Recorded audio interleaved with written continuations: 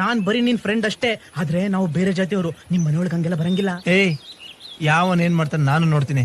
ಬಾರ ಒಳಗೆ. ರಾಜು ರಾಜು ಬೇಡ ಬಾರ. ರಾಜು ರಾಜು ಬಿಟ್ಬಿಡ. ಅಯ್ಯೋ ತಗೊಳ ಮಾವಿನಕಾಯಿ ಚಿತ್ರಾನ್ನ ಅಮ್ಮ ಮಾಡಿದ್ದು, ತಿನ್ನು. ಹಂಗಿದೆ ರಾಜು, ಏನ್ ಮಾಡ್ತಿದ್ಯಾ?